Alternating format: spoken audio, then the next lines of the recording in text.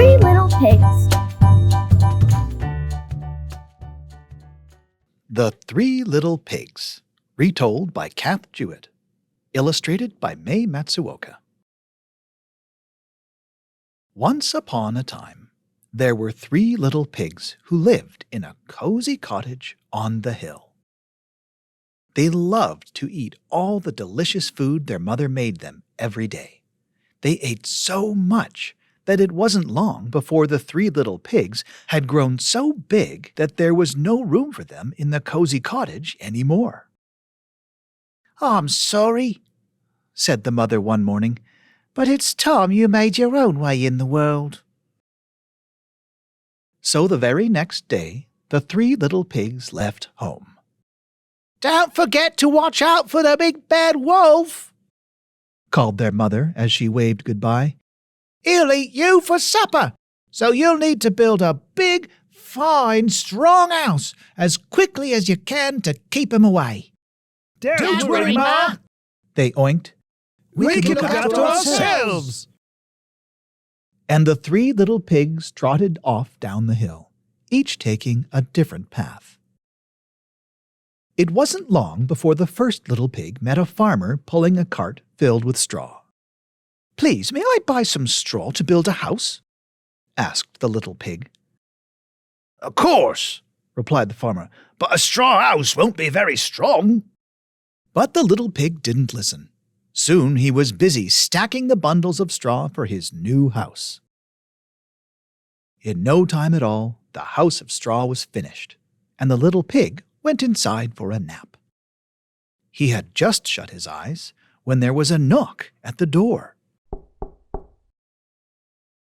It was the big, bad wolf, and he was hungry. Little pig, let me in," growled the wolf. "No!" cried the little pig. "Not by the hair on my chinny chin chin." "Then I'll huff, and I'll puff, and I'll blow your house down," laughed the wolf. And that's just what he did. Huff, puff, whoosh. Meanwhile, the second little pig was walking along the road when he saw a woodcutter piling up sticks. "Please, may I buy some sticks?" he asked politely. "I want to build a house." "Of course," answered the woodcutter.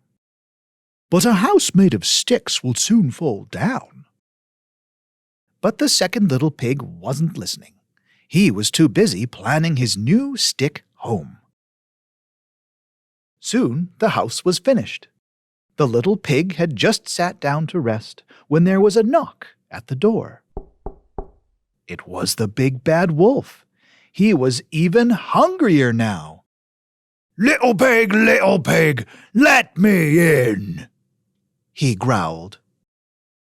"No way! Not by the hair on my chinny chin chin!" cried the second little pig.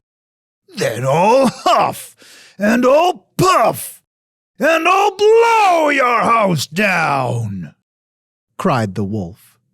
And that's exactly what he did. Huff, puff, whoosh! Meanwhile, the third little pig had met a builder. Please, may I buy some of your bricks to build my house?" he asked. "Of course," replied the builder. "A fine, strong house of bricks will last forever." The third little pig took the builder's advice. He would build the strongest house in the land. Finally, after a hard day's work, the house was finished. It had 4 strong walls of brick, a tiled roof, a sturdy wooden door, and a large fireplace with a chimney. The third little pig had just put a pot of turnips on the fire to boil when he saw his brothers running down the road, closely followed by the big, bad wolf. "Quick!" cried the third little pig. "Hide in here!" The wolf, who was very hungry by now, banged on the sturdy front door. Little pigs, let me in, He growled, his tummy rumbling very loudly with hunger. No way! Not by the hairs on our chins! Cried the 3 little pigs. Then I'll huff, and I'll puff, and I'll blow your house down, Laughed the wolf. So he huffed, and he puffed, and he puffed, and he huffed.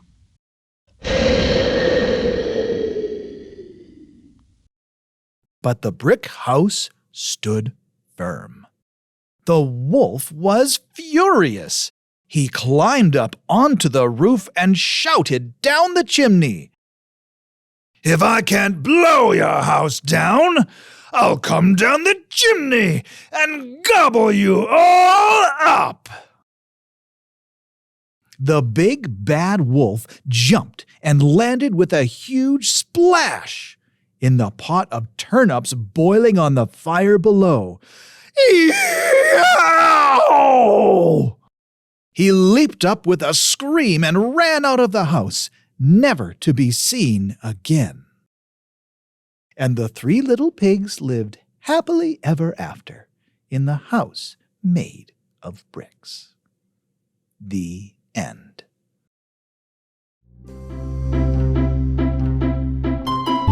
Thank you for coming to the story room. If you like this story, don't forget to hit the like button and subscribe.